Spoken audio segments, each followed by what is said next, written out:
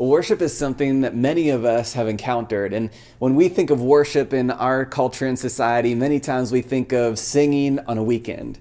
But as we look at biblical worship, what we find is that it gives us an entirely different picture of what it means to worship God through our lives.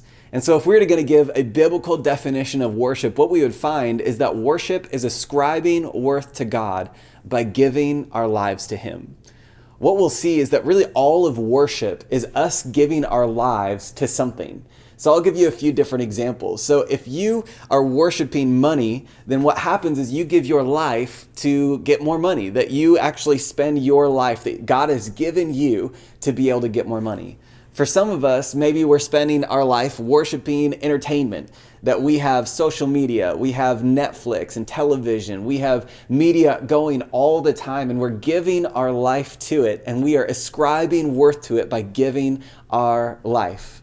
So as we look at the Bible, what we find is that biblical worship is ascribing worth to God by giving our lives to Him.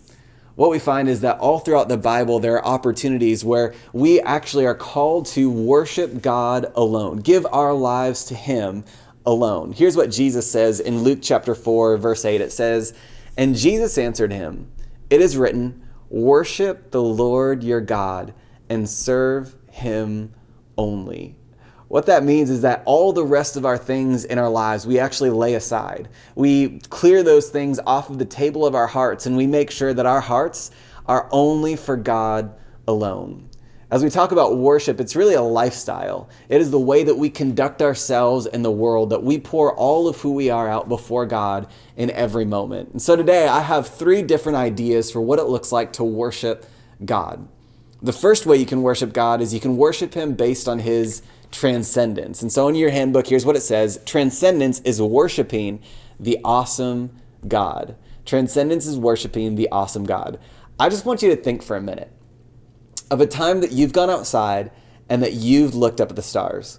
This is one of my favorite things to do, to go outside, to look up at the stars and to see how grand, how absolutely incredible it is that we're part of this galaxy. Believe it or not, the number of stars that you can see with your eye alone are 4,000 to 5,000 stars. As we look at the awesomeness of God in our universe, we see our galaxy alone, the Milky Way galaxy, is 100,000 light years across. That means if you are traveling at the speed of light, it would take 100,000 years to go from one side of our little Milky Way galaxy to the other side. In this galaxy, there are 200 billion stars. Can you believe that?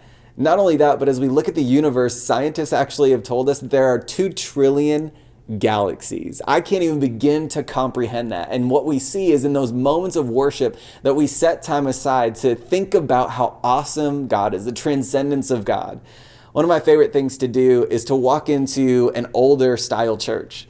And it's amazing to me the way that these buildings were created, because many times they were built with incredibly high ceilings. And we weren't sure why they do that most of the time in today's society, but the reason why they did that was to illustrate the absolute transcendence of God, that He is so much greater than what we ever could have imagined. And so one of the ways that we can worship God is through recognizing His transcendence.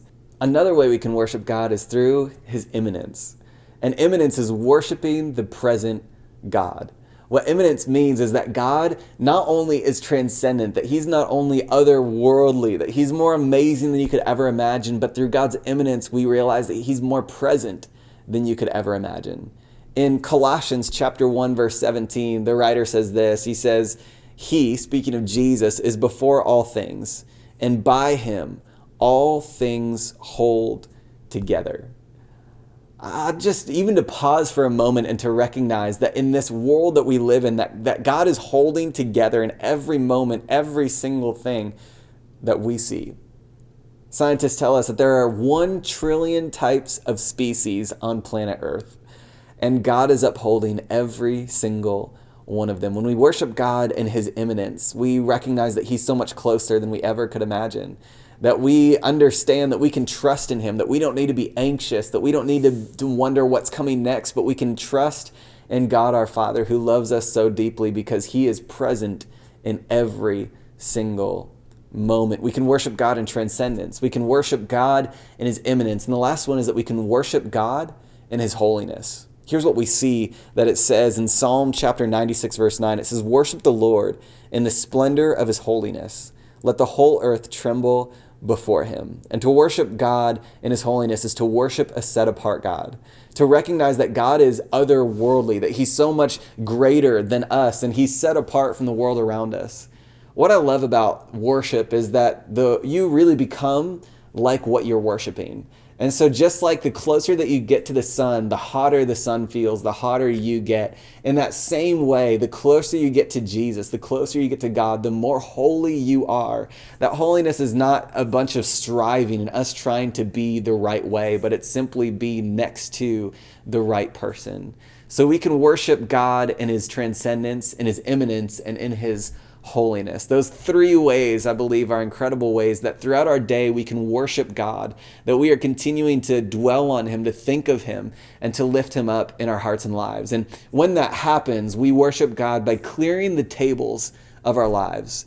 That means that we begin to take off the other things that we've been worshiping that we thought were greater than God, that we thought were the things that we were actually seeking, when in reality, the entire time we were actually seeking God. And so we offer ourselves as living sacrifices, as this act of worship to God. That's what we see in Romans chapter 12, verses 1 and 2, that we're supposed to offer ourselves up in an act of worship. And so when we do that, we worship God alone. We ascribe worth to him by giving our lives to him and him alone, to open up all that we have and say, God, everything I have is yours. And so we worship God in his transcendence, in his immanence, and in his holiness.